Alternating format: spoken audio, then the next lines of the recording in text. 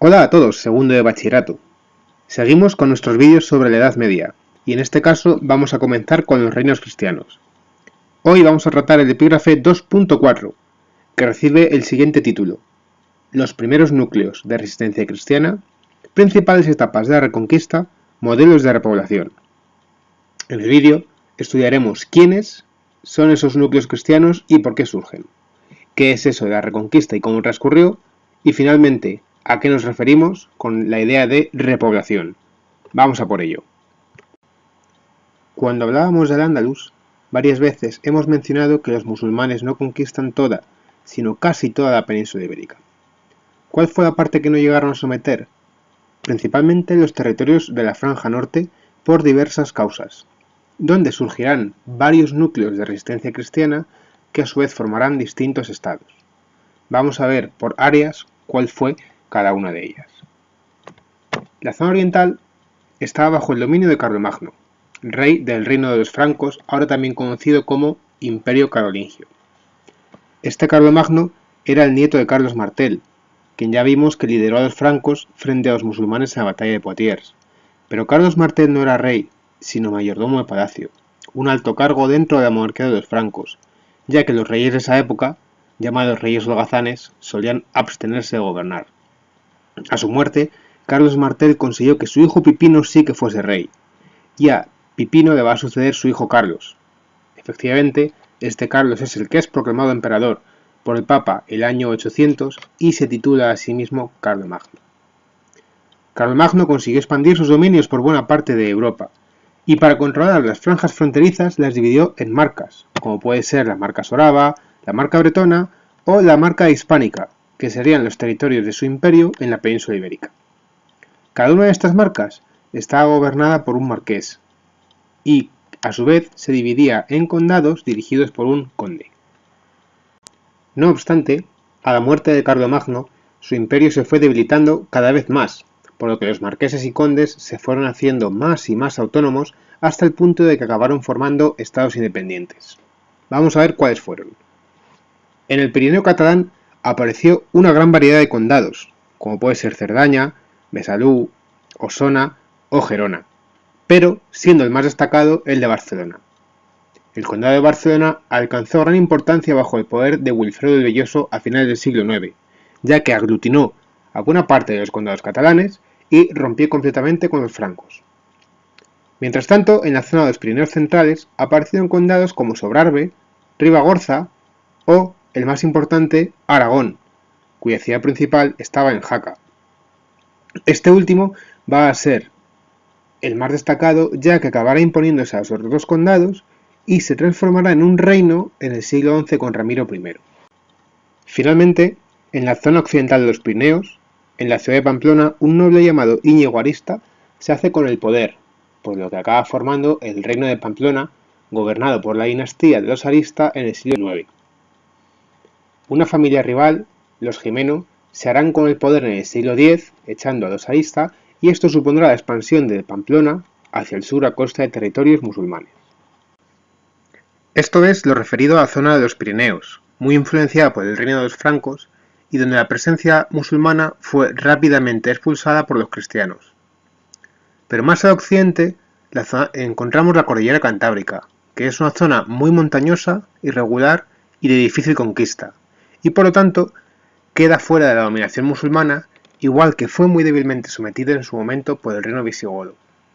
En este contexto aparece una figura llamada Pelayo o Don Pelayo, de quien tenemos muy poca información, pero que parece ser un noble astur que lidera una rebelión contra los musulmanes y les vence en una pequeña escaramuza en Covadonga, conocida más adelante como la Batalla de Covadonga.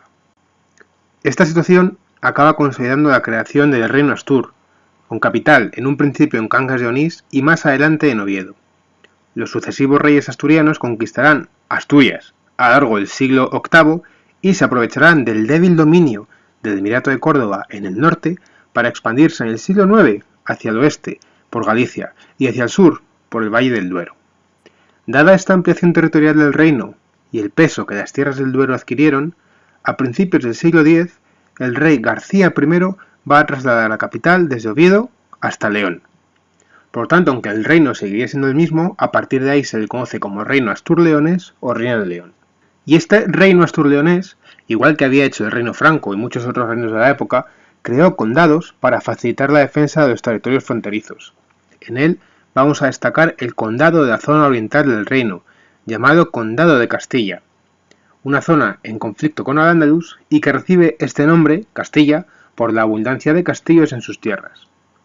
Castilla adquirirá mucho poder político, y sus condes van a ir logrando cada vez más margen de acción hasta que en el siglo X Fernán González consigue una autonomía casi total del Rey de León.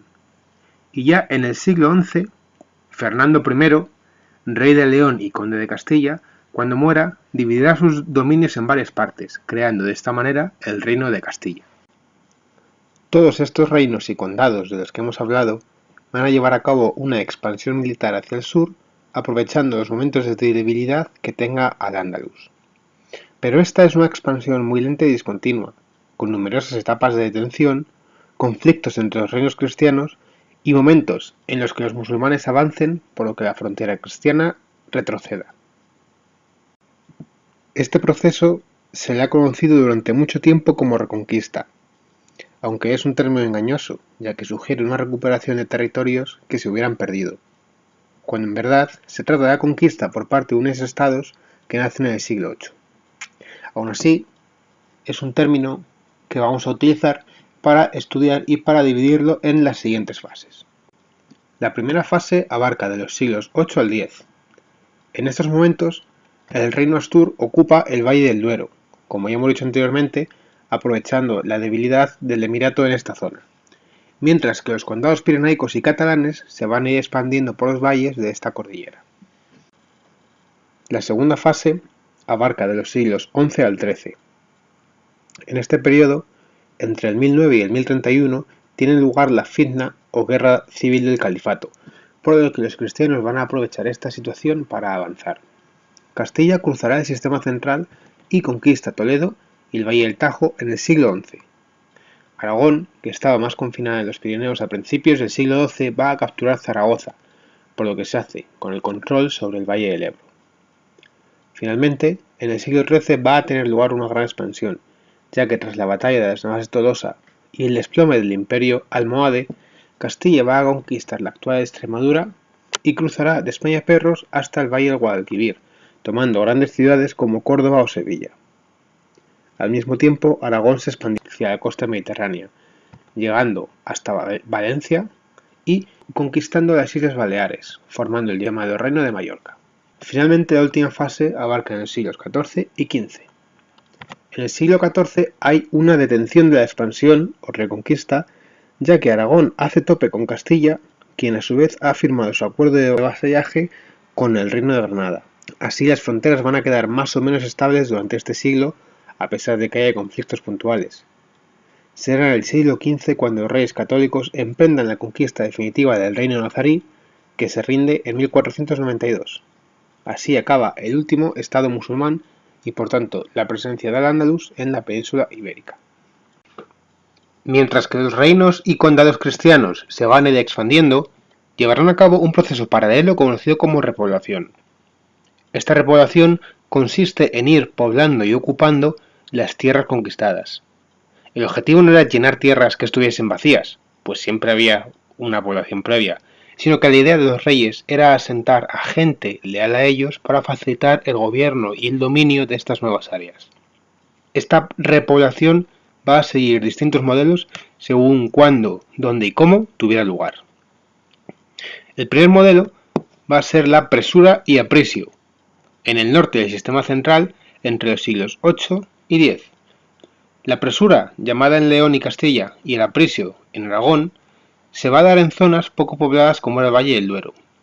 Consistía en que si un campesino tomaba posesión de una tierra que estuviera vacía y la mantenía y la cultivaba durante una cantidad determinada de años, finalmente esta pasaría a ser de su propiedad. Este sistema fue incentivado por los reyes para poblar zonas fronterizas donde era arriesgado establecerse. Las tierras en esta zona eran de una reducida extensión, lo que se conoce como minifundios. Concejo: norte del sistema central, siglos XI y XII.